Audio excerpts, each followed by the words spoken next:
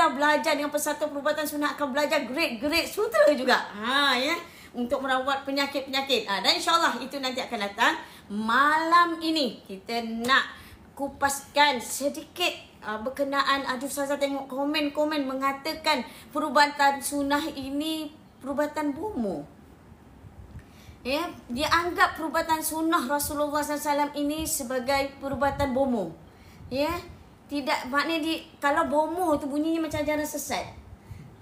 Ya, tapi disebabkan itulah ya, Persatuan Perubatan Sunnah At-Tib An-Nabawi, kami nak mendedahkan kepada orang awam, dengar Qurannya, dengar hadisnya, ya, dari mana kita berpegang, kenapa kita pegang seerat-erat Al-Quran dan Sunnah Nabi Muhammad SAW, ya, bukannya kita ikut siapa-siapa, dan adakah itu perubatan bomoh. Dan kita bersama dengan Ustaz Haji Zaidi bin Tohirin, ya, iaitu YDP Persatuan Perubatan Sunnah. Dan jangan tanya ya, ada tauliah ke tidak. Tauliahnya ada. Ya, ada tauliahnya. Tauliah mengajar kita orang bukan saja-saja, ya, bukannya tak mengikuti syarat. Maknanya persatuan kami berdaftar, ya, dan ustazah sendiri ada dalam Atas 775, ustaz pun ada, ya. Kita orang bukannya saja-saja ambil khusus-khusus di luar, ya, untuk mendalami tentang perubatan sunnah Rasulullah sallallahu alaihi wasallam. Dan hari ini ustazah serahkan pada ustaz untuk menjawab isu bahawa mereka kata perubatan sunnah Rasulullah SAW ini dikatakan perubatan sunnah adalah perubatan bomoh. Jadi ustaz tolong sambung dan ulas. Yang lain tolongkan Sunnah Tidak Pernah Berbohong dan tuliskan ID anda supaya, ya, anda mana tahu, ya, besok adalah kemenangan anda mendapat sapu tangan sutera. Saya serahkan pada ustaz. Bismillahirrahmanirrahim. Assalamualaikum warahmatullahi wabarakatuh. Alhamdulillahi rabbil alamin. Wassalatu wassalamu ala asyrafil anbiya'i wal mursalin wa ala alihi wa ashabihi ajma'in. Firman Allah Subhanahu wa taala dalam surah Yunus ayat yang ke-57. Allah Taala berfirman, A'udzu billahi minasyaitonir rajim. Ya ayyuhan nas qad ja'atkum mau'izatun mir rabbikum wa shifaa'un lima fis sudur wa hudan wa rahmatul lil mu'minin.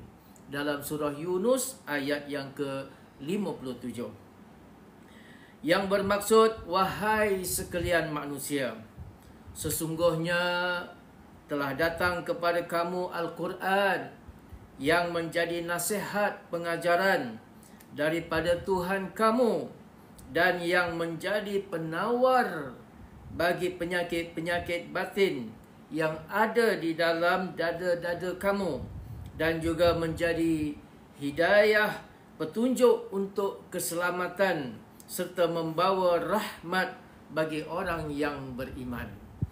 Alhamdulillah, ya, pada malam ini kita dapat teruskan menyambung live yang semalam. Namun pada hari ini kami mohon maaf lah, ya, kami terlewat. Ya, kami sebab ada acara tadi. Jadi kita balik lewat, ya, sampai rumah terus kita live. Buat live, ya, sebab dah janji dah, ya, kita akan buat. InsyaAllah. Kita insyaAllah, ya, berazam untuk Istiqomah. setiap 10.30 lah, setiap ya. 10.30 malam kami cuba istiqomah. Kalau tu terlewat tu maknanya mesti ada hal. Kecuali ada hal-hal mendadak lah, ya.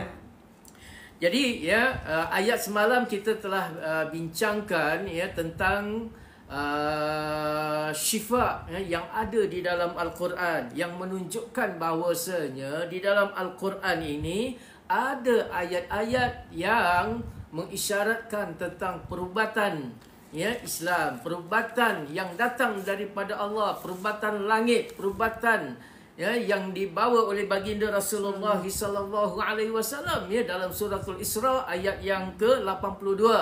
Wa nunazzilu minal Qur'an ma huwa syifaa'un wa rahmatul lil mu'minin wa la yazidu zalimina illa khasara. Dan kami telah menurunkan Al-Quran yang mengandungi syifa', ya, yakni yang mengandungi penyembuhan, wa rahmatul lil mu'minin, dan juga menjadi rahmat kepada orang-orang mukmin. Wala yazidul zalimina illa khasara, dan tidak bertambahlah kepada orang-orang yang menzalimi diri mereka sendiri melainkan kerugian yang akan mereka dapati. Jadi itu ayat semalam.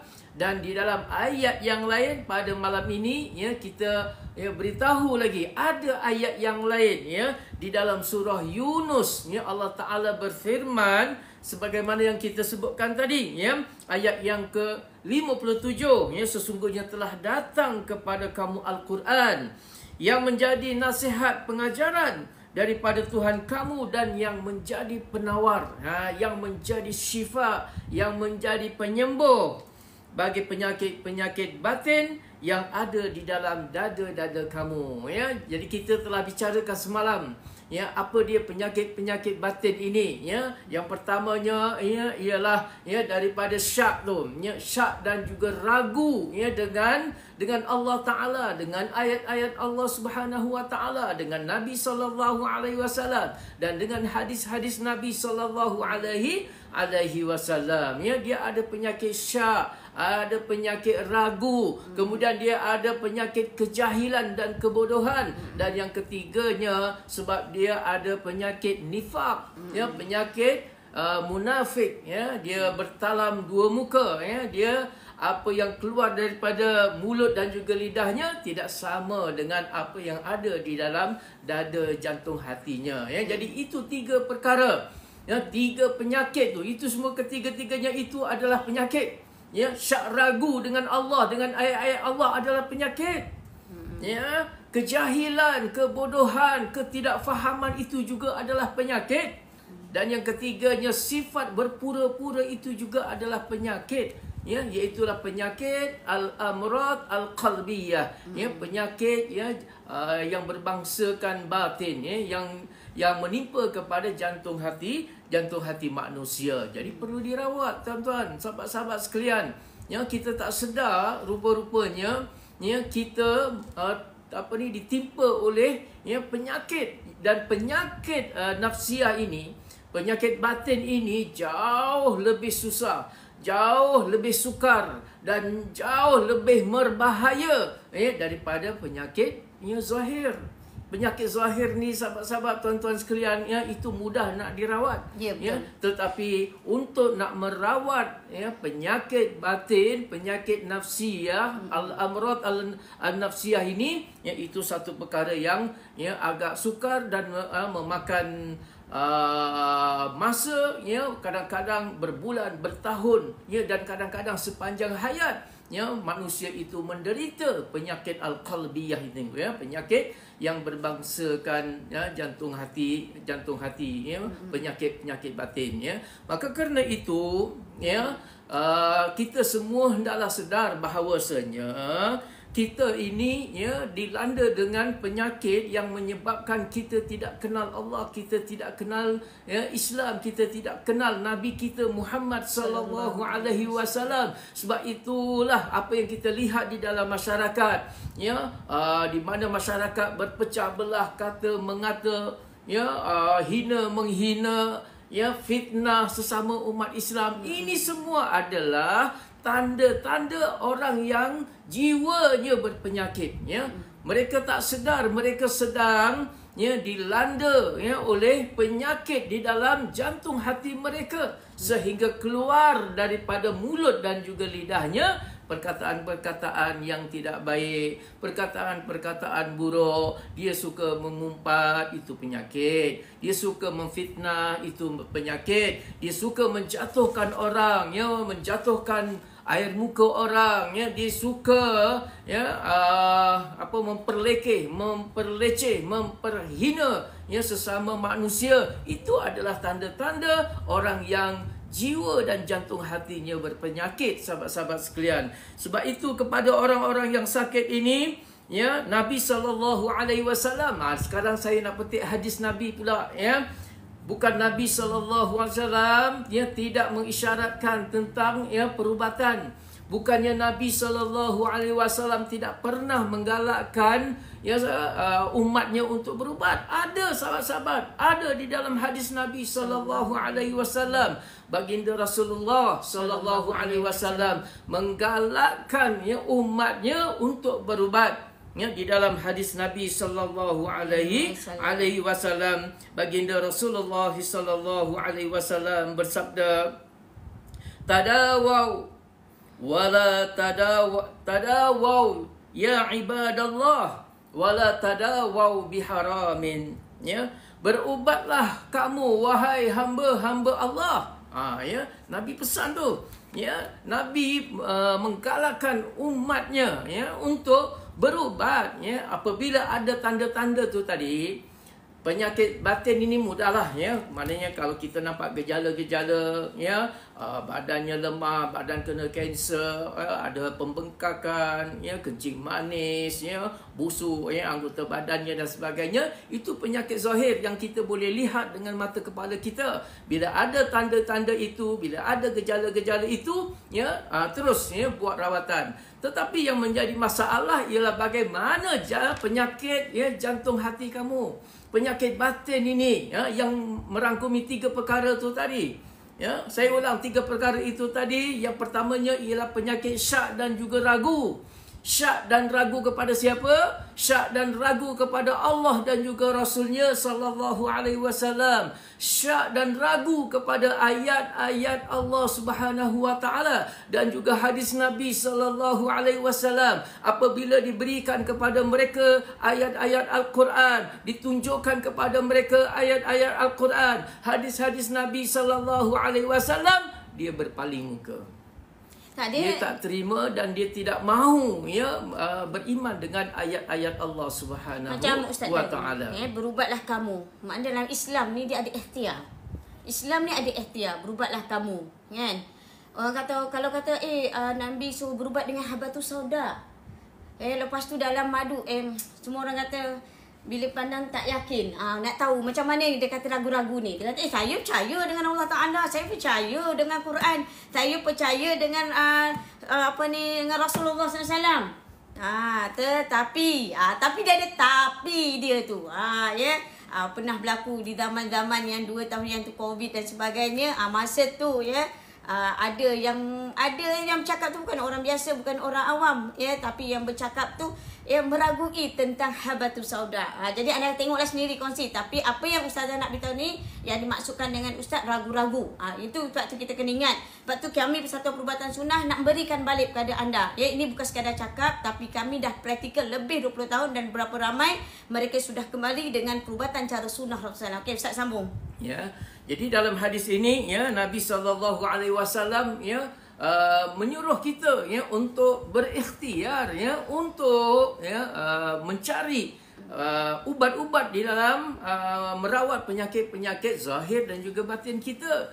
Nabi menyuruh kita tadawau ya ibadallah, berubatlah kamu wahai hamba Allah, wala tadawau biharamin, namun jangan anda dalam mencari ubat-ubatan, mencari rawatan ini menggunakan ubat-ubatan yang diharamkan mengikut syariat Allah Subhanahu wa taala. Jadi jangan umpamanya di zaman dahulu, di zaman Nabi dan juga sebelum kedatangan Nabi SAW dahulu, apabila mereka ditimpa satu penyakit tu, ada di antara ubat-ubatan yang digunakan ialah menggunakan katak. Mereka menggunakan katak untuk jadikan ubat. Maka apabila ditanya kepada Nabi SAW, Nabi SAW menolak berubat dengan benda-benda yang bertentangan dengan syariat Allah Subhanahu wa taala. Walaupun dia barangkali dia boleh menyembuhkan, ada penawar di dalamnya, tapi apabila ia bertentangan dengan syariat Allah Subhanahu wa taala, maka Nabi SAW menolaknya. Jadi maksud hadis ini ialah yahuthu ala talabis syifa minal amrad. Hadis ini menggesa untuk kita mencari asbab-asbab penyembuhan daripada penyakit yang menimpa kepada kita. Kita kena cari. Ya, kita kena yabhath, kita kena mencari, kita kena menyelidiki, apakah penawar yang sesuai kepada penyakit yang menimpa kepada kita, yang didertai oleh kita tu. Walakin yuhadhiru min istikhdami ma haramahu Allahu fil ilaj. Tetapi diperingatkan agar tidak menggunakan ubat-ubatan ataupun rawatan yang diharamkan oleh Allah Subhanahu wa taala. Tak boleh. Nabi Allah dan juga Rasulnya menyuruh kita untuk mencari perubatan, kita mencari penyembuhan, mencari ubat untuk menyembuhkan penyakit kita. Namun kita kena jaga apakah ubat-ubatan ataupun perubatan itu bertentangan dengan syariat Allah Subhanahu wa taala ataupun tidak. Kalau bertentangan, hendaklah ditolak. Jadi kita hendaklah menggunakan perubatan, ubat-ubatan yang tidak bertentangan dengan syariat Allah Subhanahu wa taala. Sebagaimana komen semalam, ada orang buat komen, dikatakan perubatan Islam atau perubatan sunnah itu adalah perubatan bomoh. Jadi ini orang yang sangat keliru lah, sangat keliru. Barangkali dia tidak pernah mendengar dalam Islam ini ada perubatan. Dalam Al-Quran ada ayat-ayat syifa. Dalam hadis Nabi sallallahu alaihi wasallam ada gesaan daripada Nabi sallallahu alaihi wasallam untuk berubat. Barangkali dia tidak pernah mendengar. Jadi kita kesian kepada masyarakat di luar sana kerana mereka jarang didedahkan dengan perubatan Nabi sallallahu alaihi wasallam yang bersandarkan kepada Al-Quran dan juga hadis Nabi sallallahu alaihi wasallam. Dan kita kena ingat, asy-syafihu Allah, yang menyembuhkan penyakit kita ialah Allah Subhanahu wa taala. Namun kita dituntut untuk mencari asbabnya. Kita dituntut untuk mencari apakah ubat-ubat yang bersesuaian dengan penyakit yang menimpa kepada manusia itu. Apabila ianya bersesuaian, insya-Allah Allah Taala akan berikan penawarnya, ubatnya, penyembuhannya, syifanya kepada hamba-hambanya. Jadi tugas kita ialah mencari ubat-ubatan, asbab-asbab ubat ataupun perubatan yang bersesuaian dengan penyakit yang menimpa kepada kita itu, dan kita wajib bermohon kepada Allah Ta'ala, kerana yang menyembuhkan bukan ubat, yang menyembuhkan bukan tukang rawat tu, yang menyembuhkan bukan orang yang tukang baca doa-doa tu, bukan. Yang menyembuhkan ialah tetap Allah Subhanahu wa taala. Jadi berbeza perubatan Islam ini dengan bomoh. Kalau bomoh ini dia percaya kepada si bomoh tu lah. Dia percaya bahawa bomoh tu lah yang boleh menyembuhkan. Kadang-kadang bomoh ini dia menggunakan makhluk halus, meminta bantuan, pertolongan daripada makhluk-makhluk halus, dan mempercayai bahawa benda-benda gaib itulah yang menyembuhkan penyakit-penyakit. Itu namanya bomoh. Kemudian cara dan juga kaedah rawatannya juga tidak menggunakan kaedah dan juga cara rawatan yang diajar oleh baginda Rasulullah sallallahu alaihi wasallam. Nabi sallallahu alaihi wasallam bukannya profesinya sebagai tabib, sebagai doktor, tetapi Nabi sallallahu alaihi wasallam adalah utusan Allah Subhanahu wa taala untuk menyampaikan Islam, kerana Islam itu melengkapi, Islam itu sempurna, melengkapi dalam semua aspek kehidupan, sama ada pendidikannya, politiknya, sistem sosialnya, apa lagi, ekonominya, pekerjaannya, nikah kahwinnya, berkeluarga, pendidikan, perubatan, kesihatan, semuanya ada di dalam Islam. Maka kerana itu kita mengambil nasihat-nasihat daripada Allah dan juga Rasul, panduan-panduan yang diletakkan oleh baginda Rasulullah sallallahu alaihi wasallam, dan menjadi tugas dan tanggungjawab kita untuk memperdalami, untuk kita membuat kajian, untuk kita menyelidiki benda-benda yang diisyaratkan oleh Allah dan juga Rasulnya sallallahu alaihi wasallam. Tidakkah di dalam Al-Quran ada watini wazaitun? Allah Ta'ala bersumpah dengan buah tin dan juga dengan buah zaitun. Ada apa dengan buah tin, dengan buah zaitun? Ini yang perlu kita kaji sebagai hamba Allah. Apabila Allah Ta'ala sebutkan, Allah Ta'ala pula bersumpah dengan waw qasam di situ, watini wazaituni, demi buah tin, demi buah zaitun, menunjukkan, mengisyaratkan kepada kita bahawa di sana ada rahsia-rahsia yang masih belum dibongkar. Di sana ada khazanah-khazanah ilmu yang belum disingkap oleh manusia. Di sana ada keajaiban-keajaiban, kehebatan yang Allah Ta'ala berikan kepada perkara-perkara yang diisyaratkan oleh Allah dan juga Rasulnya sallallahu alaihi wasallam. Dalam Al-Quran juga ada disebutkan tentang madu, dalam suratul Nahli, dengan lebahnya, Jadi itu juga adalah suatu asas di dalam perbuatan yang sangat hebat, yang masih belum lagi dibongkar dan belum lagi menyedarkan kepada umat Islam, kepada cendekiawan orang Islam untuk menyelidiki apa yang diisyaratkan oleh Allah dan juga Rasulnya sallallahu alaihi wasallam. Maka kerana itulah persatuan perubatan sunnah ini, kami sangat memandang tinggi kepada ayat-ayat dan juga hadis-hadis Nabi sallallahu alaihi wasallam yang berkaitan dengan perubatan. Apabila Nabi sallallahu alaihi wasallam sebutkan tentang madu, tentang bekam, tentang habbatus sauda, tentang buah kurma, tentang macam-macam lagi lah yang disebut dalam hadis Nabi sallallahu alaihi wasallam, kami ambil perhatian bersungguh-sungguh.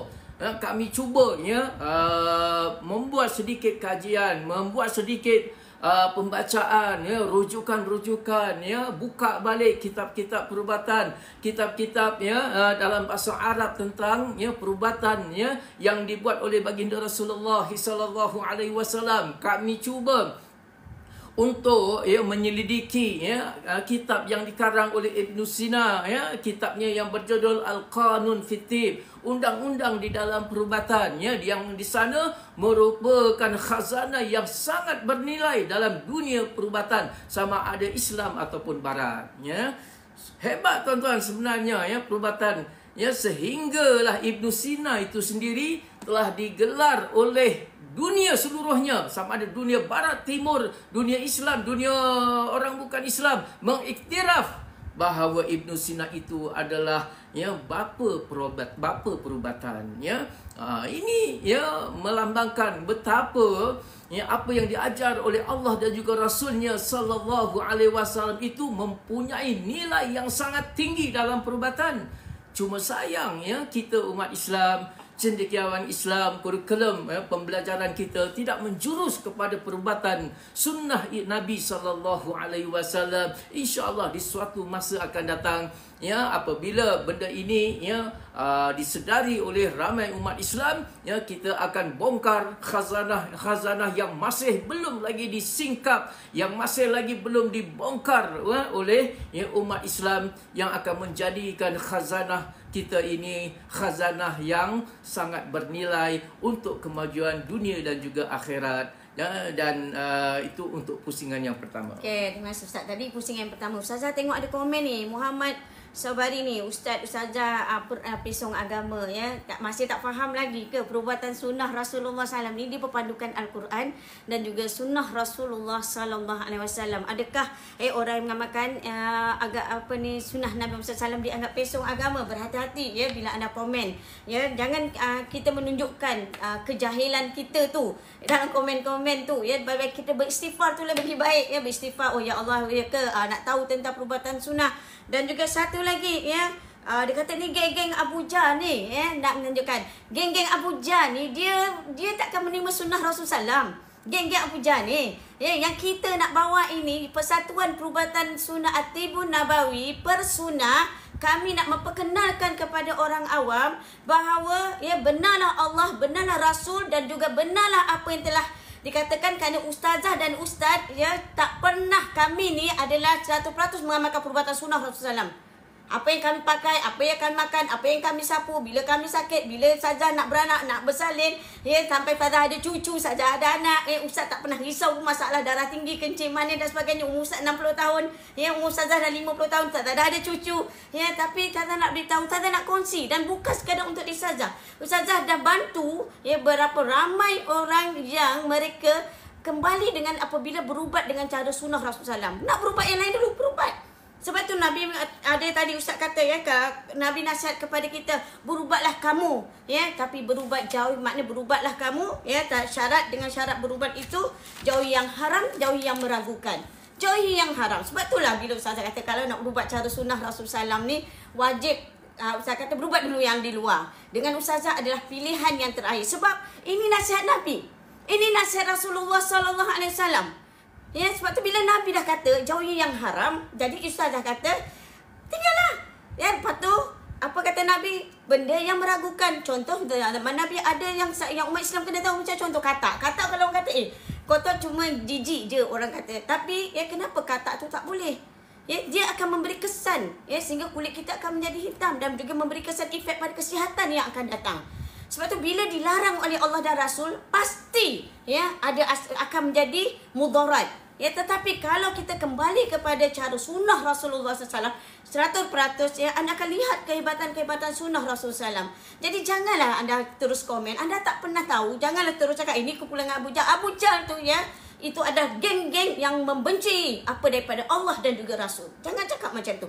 Dan ini buat bisnes. Persatuan Perubatan Sunnah At-Tibun Nabawi dah buat lebih 20 tahun. Kami dah berdaftar daripada tahun 2000 persatuan kami. Dan ustaz sendiri dah ada, kami ni ada tauliah. Ya. Ni baca ni.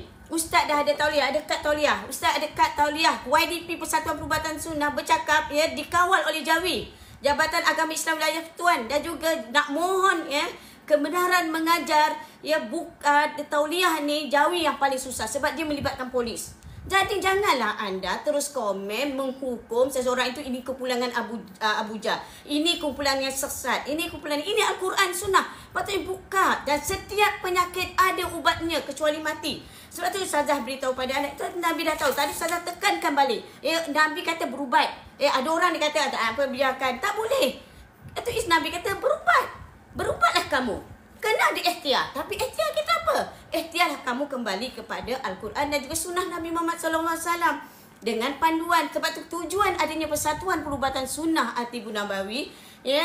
Dan kalau anda nak tahu lebih mendalam, anda jemputlah YDP Persatuan Perubatan Sunnah kita. Dia dah ada abang punya kad, bagi kad kad persatuan kita, kad tauliah dah ada ya, untuk menyampai kepada orang awam. Cuba kenal ni minyak zaitun grade perubatan, ini bukan minyak zaitun grade perubatan, ini jenis masak ya, ini madu yang grade perubatan, ini madu yang kita makan untuk biasa-biasa saja, ini untuk madu yang boleh membawa binasa disebabkan ya kecurangan ahli perniagaan. Jadi di sinilah nanti anda akan belajar kalau demam nak buat macam mana.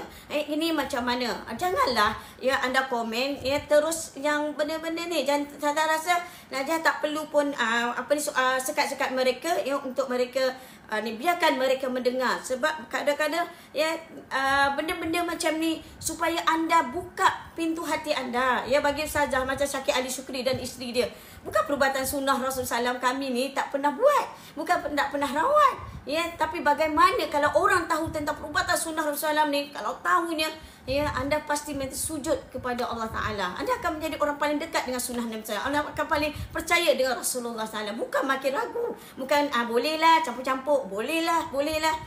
Jadi ini dia.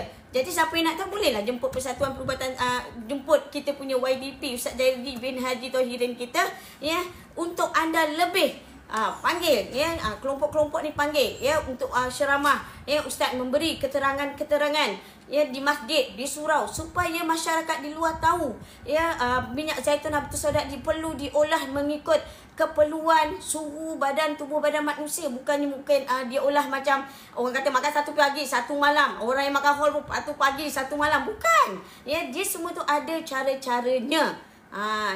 Jadi Ustazah serahkan pada Ustazah tu, berubatlah kamu, jangan kamu berubat dengan yang haram dan meragukan. Setiap benda yang Allah larang pasti dia akan mudarat. Kalau penyakit anda tak pernah baik, bukan disebabkan kata saya dah makan madu, saya dah makan minyak zaitun, saya dah makan Habbatus Sauda, cek balik apa yang kamu sapu daripada hujung rambut dan apa yang anda sapu sampai hujung kaki anda, dan apa yang anda makan dan masuk daripada mulut anda. Ya, dia tak boleh campur. Yang haram yang meragukan dia tak boleh mencampur dalam tubuh badan anda, sebab dia akan keluarkan balik.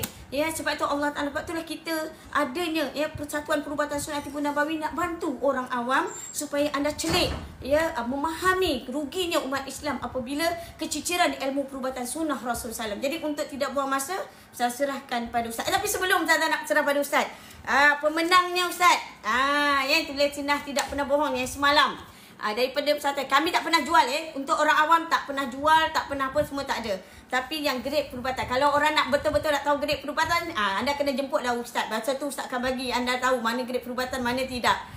Tapi untuk pemenangnya yang semalam, live semalam, ya, hadiah dia kepada, kejap Ustazah hilang pula dia punya notah nama dia tadi. Kejap, mana notah dia tadi? Zuha Nur. Zuha Nur, ya, anda telah memenangi daripada Persatuan Perubatan Sunnah Atibun Nabawi. Okey, tahniah Zuha Nur. Yang lain tulis sunnah tidak pernah berbohong dan tuliskan ID anda. InsyaAllah, ya, lepas ni anda akan dapat sutera. Nanti kita belajar lagi Pak Sutera, dan nak tahu jemputlah YDP kita. Dah ada tauliah, ya, supaya anda mendapat ilmu perubatan sunnah Rasulullah SAW cara betul dan tepat daripada Persatuan Perubatan Sunnah Atibun Nabawi dengan YDP Persatuan Persunnah kita, Ustaz Haji Zaidi bin Tahirin. Jadi Zunanor, tu Zuhanor, tahniah. Dan yang lain teruskan STPS Sunnah tidak pernah bohong, tuliskan ID anda, teruskan, dan juga kongsi sebanyak yang mungkin untuk orang awam mendapat kebaikan. Okey, dan serahkan pada Ustaz. Ya, kita sebenarnya simpati, ya, kepada orang-orang di luar sana, ya, ramai sebenarnya, ya, kami dapat respon, ya, mereka terkesima lah, ya. Mereka selama ini mereka tak tahu, ya, sebab di luar sana kadang-kadang, ya, kita lihat di kedai-kedai, ya, ada papan iklan, ya, rawatan Islam, tapi dalam tu apa, ya, cuma bekam, ya, dia buat bekam saja, ya, kemudian disebutkan rawatan Islam.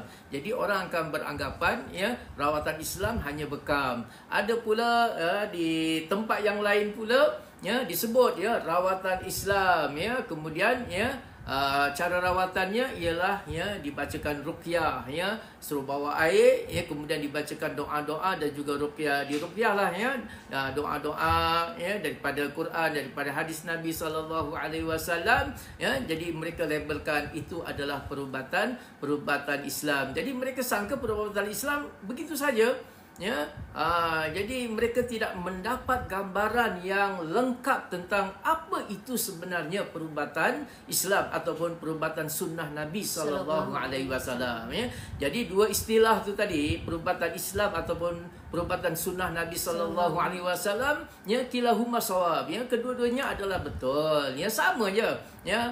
Boleh kita gunakan perubatan Islam, boleh juga kita namakan perubatan sunnah Nabi sallallahu alaihi wasallam, ya, kerana kedua-duanya mempunyai sumber rujukan yang sama, yakni Al-Quran dan juga hadis Nabi sallallahu alaihi wasallam. Jadi elok juga, ya, supaya, ya, sahabat-sahabat, saudara-saudara kita yang di luar sana memahami, ya, apa itu sebenarnya perubatan Islam ini. Saya petik, ya, satu tarikh, ya, yang ada di dalam sebuah kitab, ya, yang menyebutkan tentang yu'arrafut tib an-nabawi annahu majmu'atun ma thabata 'anil nabi sallallahu alaihi wasallam mimma lahu alaqah bitib minal ilaj wasyifa minal amrad sawa'un kanat ayatin qur'aniyah atau ahadits nabawiyah,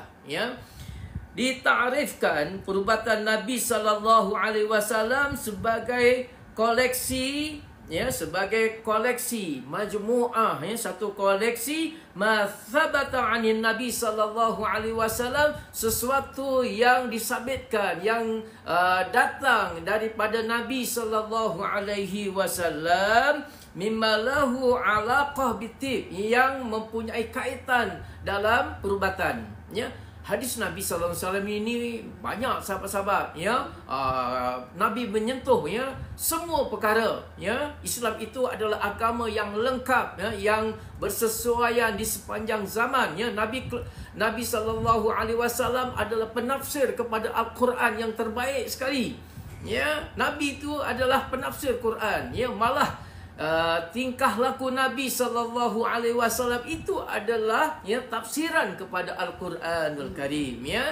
Jadi, ya, Nabi sallallahu alaihi wasallam sentuh semua aspek, ya, dan yang berkaitan dengan kesihatan, yang berkaitan dengan perubatan Nabi sallallahu alaihi wasallam itu dikumpulkan, ya, menjadi satu ilmu. Dia akan jadi seperti, ya, ilmu fiqh, ya, dihimpunkan, ya, menjadi satu ilmu tafsir, ilmu hadis, ya, ilmu apa lagi, ya, tata bahasa, ya, ilmu ekonomi, ilmu tasawuf dan sebagainya, ya, itu dikumpulkan oleh ulama-ulama, ya, yang kemudian, ya, sehingga menjadi satu rangkuman kepada, ya, sebuah ilmu, yang menjurus kepada bahagian-bahagian yang ditetapkanlah, ya. Jadi dalam ilmu perbuatan ini ada, ya, ada ulama yang menghimpunkan hadis-hadis Nabi sallallahu alaihi wasallam dan juga ayat-ayat Al-Quran yang berkaitan dengan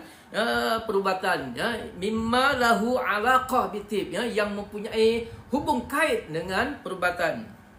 Sawa'un kanat ayatin qur'aniyah, sama ada ia datang daripada ayat-ayat Al-Quranul Karim atau ahadits nabawiyah, ya, ataupun hadis-hadis Nabi sallallahu alaihi wasallam, ya. Jadi hadis-hadis yang berkaitan, yang ada alaqah bitib, yang ada kaitan, hubung kait dengan perubatan, ya, dihimpunkan oleh ulama-ulama dan dibahas, ditafsirkan, ya, oleh ulama-ulama yang mempunyai kemahiran dalam soal perubatan. Maka kerana itu, ya, saya juga mahu menggesalah, ya, kepada semua orang yang di luar, termasuk agamawan di luar sana, ya, kebanyakannya, ya, apabila mereka membaca hadis-hadis yang berkaitan dengan perubatan, ya, oleh kerana, ya, barangkali mereka tidak ada asas-asas di dalam, ya, pendidikan sains, ya, jadi mereka cuma, ya, lalu gitulah, ya. Sedangkan dalam kitab Sahih Bukhari itu ada satu bab, ya, Kitabut Tib, ya, ada satu bab yang khusus membicarakan tentang tib, tentang perubatan ini, ya. Tetapi, ya, tidak dikupas dengan baiklah, ya, barangkali, ya, nak mengupas tentang perubatan, jadi sekurang-kurangnya kita ada sedikit asas lah, ya.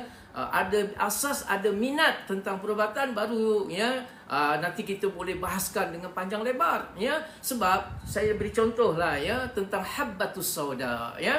Hadis tentang habbatus sauda itu jelas, ya, penawar kepada segala penyakit kecuali mati, ya. Tapi ya bagaimana? Dia jadi penawar tu bagaimana? Apa kandungan habbatus sauda? Ya, sebab ya kalau kita umpamanya ya kita ngaji pondok, saya dulu ngaji pondok, ya, di pondok ya tidak diajar ya tentang sains ini, ya. Jadi ya malah ya di sekolah-sekolah agama, hatta di Universiti Al-Azhar pun ya tidak ada kuliah tentang ya perubatan Islam ini, ya. Jadi perubatan Islam ini agak terpinggir, ya, agak terpinggir. Maka ya untuk kita nak memahami hadis-hadis perubatan Nabi sallallahu alaihi wasallam, umpama habbatus sauda tu tadi, kita sekurang-kurangnya kena faham sedikit asas di dalam ilmu sains. Sekurang-kurangnya kita kena tahu ya apa itu radikal bebas. Mana ada dah kitab cerita radikal bebas, tak ada. Di pondok apa mengajar di Azhar apa cerita benda ni tak ada. Ya, jadi ini ya perlu kepada basic asas ya dalam ilmu sains lah, ya. Anatomi tu jadi ya tahu radikal bebas tu apa dia, ya. Jadi bila tahu radikal bebas ini, ya, jadi kita tahu penawar dia.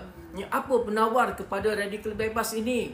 Bila disebutkan kanser, ya, bila disebutkan keradangan, ya, dan sebagainya itu, ya, jadi kita faham, oh, ya, habbatus sauda ini adalah ubat yang dia mujarab ya kepada penyakit-penyakit yang berunsur sejuk.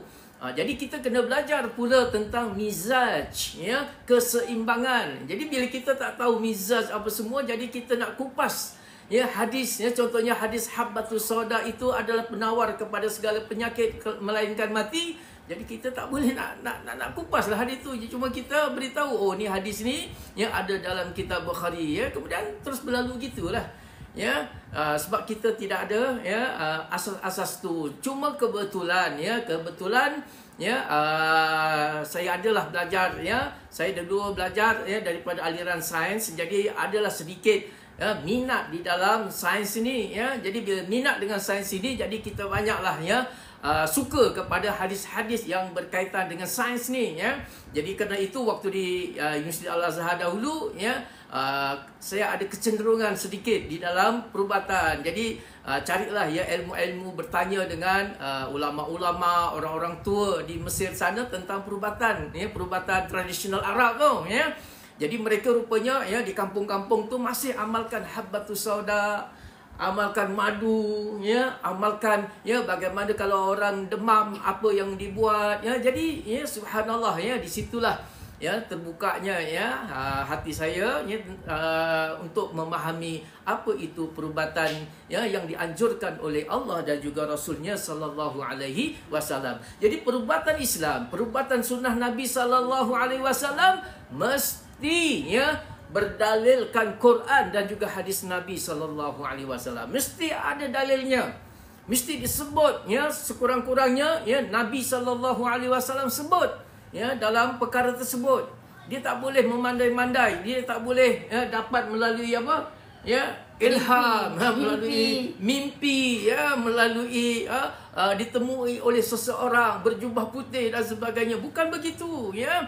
Dia adalah fakta, dia adalah ya benda yang termaktub ya di dalam ya Al-Quran, dalam hadis, dalam kitab-kitab perubatan. Sebenarnya kitab-kitab perubatan itu pun banyak, sahabat-sahabat sekalian. Cuma kita tak didedahkan dengan perubatan ini, ya. Kitab dalam bernama Tibun Nabawi itu bukan hanya sekadar ya dikarang yang biasa orang kenal ni ya karangan ya Ibnu Qayyim, ya. Sebenarnya ya kitab At-Tib An-Nabawi itu tajuk yang sama ya telah ditulis oleh ramai ya ulama-ulama. Bukan Ibnu Qayyim saja yang menulis kitab perubatan yang berjudul At-Tib An-Nabawi, ya. Ramai di sana, ya. Saya pernah ya menghimpunkan senarai nama-nama kitab ya karangan ulama-ulama mutaqaddimin, ya, ulama-ulama terdahulu yang membahaskan, yang membicarakan tentang perubatan Islam ataupun perubatan sunnah Nabi sallallahu alaihi wasallam.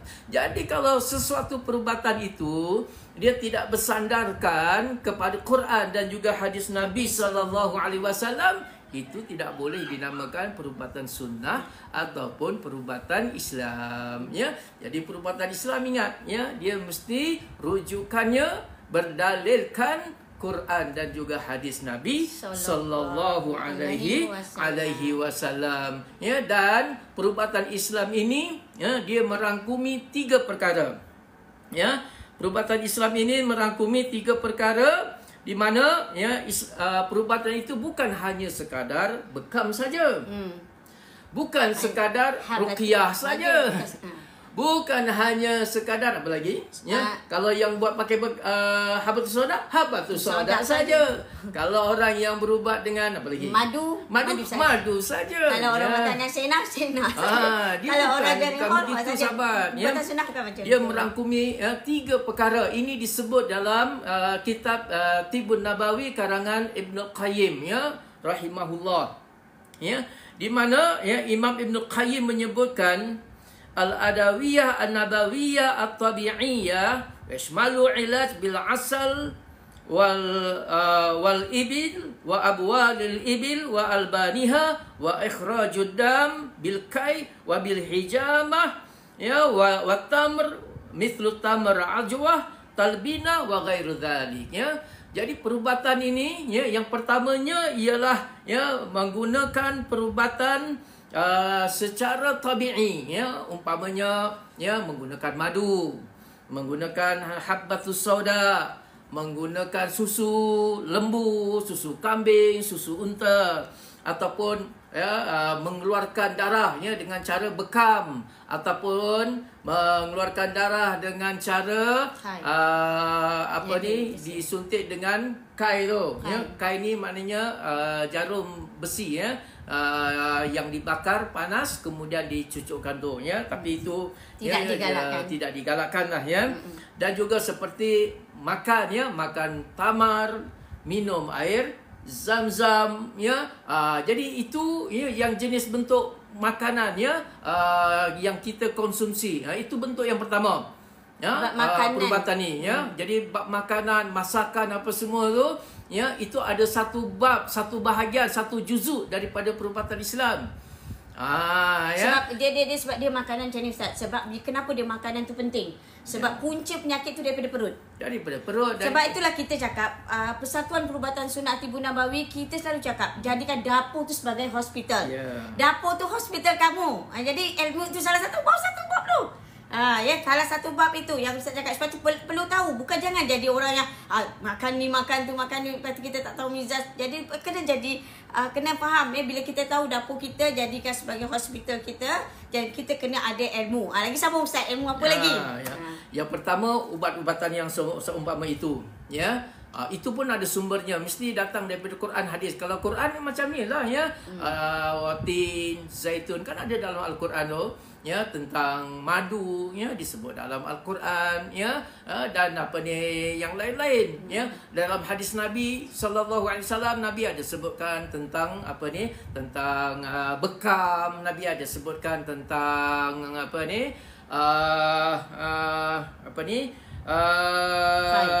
makan buah tamar, ya, talbinah, minum talbinah, ya. Minum ni bukan saja air zam-zam, dia ada satu lagi minuman talbinah, ya. Ini adalah minuman sunnah ni, insya-Allah, ya. Nanti dalam kelas kita belajar, akan ajar, ya. Jemput kalau nak tahu buat macam mana yang betul, buat talbinah yang betul, cara olah talbinah yang betul, waktu bila makan talbinah yang paling baik, jangan lupa. Kalau nak cepat, jemputlah ustaz. Kata ustaz, kami nak kelas khas. Kelas khas. Kami nak kelas khas, ustaz. Kelas tentang bagaimana nak merawat demam. Ustaz, macam mana perubatan sunnah menguatkan antibodi badan. Ya, cara sunnah Rasulullah SAW ni. Jadi kita nak tahu lebih mendalam. Anda jemput YDP Persatuan Perubatan Sunnah Ustaz Haji Zaidi Tauhidin kita. Kita ada Ustaz Haji Zaidi Tauhidin kita ni. YDP Persatuan Perubatan Sunnah kita ada tauliah mengajar. Jadi tak perlu risau, tak perlu takut. Ya, ada tauliah mengajar. Di masjid-masjid kita buat pembaharuan, ya. Kita mendekati kepada masyarakat. ya, supaya masyarakat itu dekat dengan perubatan ya, Nabi sallallahu alaihi wasallam yang bersumber Quran dan juga hadis Nabi ni. Ya, ada di dalam hadisnya, ada di dalam Al-Qurannya, cuma jarang dibincangkan ya. Jarang diprogramkan ya. Kita boleh buat bengkel tu ya, kat masjid dengan segala kelengkapan, ada dewannya, ada apa semua tu ya, sangat elok ya. Pihak-pihak masjid ini ya buat, insya-Allah ya, Persatuan Perubatan Sunnah ini sedia untuk menyahut seruan yang menyampaikan perubatan sunnah Nabi yang berdalilkan Al-Quran dan juga sunnah Nabi sallallahu alaihi wasallam, supaya ya umat Islam mendapat pendedahan yang benar, yang betul ya. Bila nak sebut perubatan Islam, bukan sekadar bekam saja, bukan sekadar apa lagi ya, kalau yang habatus soda saja. Ada pula orang buat jus. Ya, 7 dalam 1, kononnya boleh merawat macam-macam lagi apa sebagainya. Sebenarnya sahabat-sahabat yang merangkumkan ya semua makanan-makanan dalam satu, dijadikan satu jus, kononnya untuk merawat penyakit ya, itu sangat dilarang kerana dia akan melanggar ya konsep mizaj ya. Jadi setiap makanan setiap makanan, setiap buah-buahan, tumbuhan yang kita makan, dia mengandungi mizaj, yakni keseimbangannya ya, di antara panas ataupun ya sejuk, di antara kering ataupun dia lembab, dia ada persimbangannya. Kalaulah ya makanan yang dua unsur, kedua-duanya panas ya, kita makan serentak, dia akan menimbulkan kekacauan ya, keseimbangan tubuh badan kita akan terganggu. Bila terganggu sistem mizaj kita, maka manusia akan sakit. Dia sakit tu sebabnya mizajnya tak kena ya, mizajnya tak seimbang ya. Dia makan dua-dua sejuk, dia akan jadi sakit. Dia makan dua-dua panas, dia akan jadi sakit. Apatah lagi 7 dalam 1, 9 dalam 1, 10 1 ya, walaupun dia namakan ini adalah makanan sunnah. Ya, itu makanan sunnah, tapi tidak boleh dikonsumsi ya secara serentak kerana semuanya mengandungi mizaj ya. Kalau keseluruhannya itu ya mizajnya panas, maka dia akan mengganggu kesihatan manusia. Kalau keseluruhan mizajnya itu adalah sejuk, dia akan mengganggu ke sistem keseimbangan manusia. Manusia akan sakit. Kalau semuanya kering, manusia akan sakit. Kalau semuanya basah, manusia akan sakit. Jadi 4 perkara ini perlu diperhatikan ya, keseimbangannya ya, di antara sejuk dan juga panas, kering dan juga kelembapannya ya. Jadi keempat unsur ini perlu distabilkan, perlu diseimbangkan. Sebab tu perlu ya belajar sedikit tentang ya asas-asas perubatan ini supaya kita dapat mengamalkan, mempraktikalkan apa-apa anjuran Nabi sallallahu alaihi wasallam di dalam perubatan itu betul dengan keadaan pesakit itu, betul dengan suhu ataupun mizaj pesakit itu. Sebab itu di hospital-hospital ini, kenapa bila kita pergi berjumpa dengan doktor, doktor akan cek suhu. Ya, daripada suhu itulah yang tahu sama ada orang itu panas ataupun orang itu sejuk. Ya, kalau panas ya ubat-ubatnya begini, kalau sejuk ubat-ubatnya begini, begitu ya. Dia ada sifir-sifirnya ya. Begitu juga dengan perubatan. Malah ini telah ditemui oleh ya ulama-ulama Islam ya sejak berkurun-kurun dahulu. Malah barat itu sendiri belajar tentang mizaj daripada ya ulama-ulama Islam ya. Jadi itu hebatnya orang Islam sebenarnya, ulama Islam ni. Ilmu Islam tu sebenarnya ya ilmu yang sangat tinggi ya. Barat dahulu pun belajarnya dengan ulama-ulama Islam, tapi sayang ya khazanah ini telah ditinggalkan oleh ulama Islam. Itu yang pertama. Yang kedua ya, sebuah perubatan ini mesti ada 3 unsur. Itu yang pertama tadi. Yang kedua, al-adawiyah al-ilahiyah wa tashmalu ya ilajal ain was-sihr wa ghairihima bil mu'awwidzat war-ruqa wal-ittisal ya. Yang keduanya ialah ya ubat-ubatan daripada Allah Subhanahu wa taala ya. Apa dia ubat-ubatan daripada Allah Subhanahu Wa Taala? Ya, iaitulah dengan ar-ruqa, ya, iaitu dengan ruqyah. Ya, kita bacakan ayat-ayat tertentu seumpama ayat Fatihah, ayat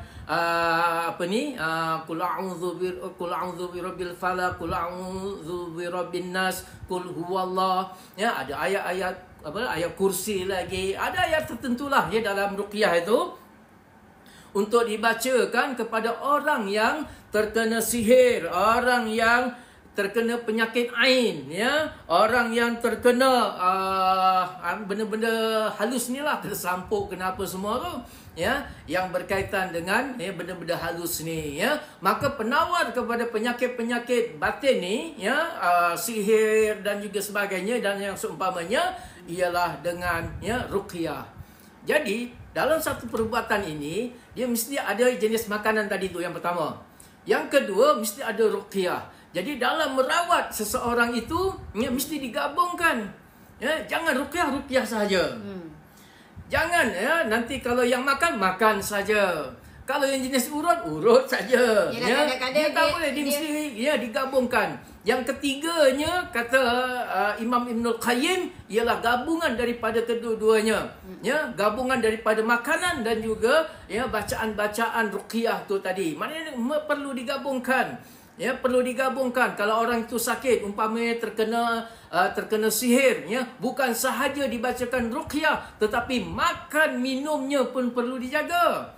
Ya, apa makanan yang sesuai kepada orang yang sakit ni, ya? Apa bacaan-bacaan yang sesuai kepada orang yang demam, orang yang terkena penyakit-penyakit kanser kencing manis dan sebagainya. Bukan hanya sekadar bagi ubat, telan ubat ini tanpa dibacakan ruqyah. Jadi kedua-dua elemen perubatan ini perlu digabungkan, perlu disatukan apabila kita nak memahami apa yang dinamakan perubatan sunnah ataupun perubatan Islam itu, ya.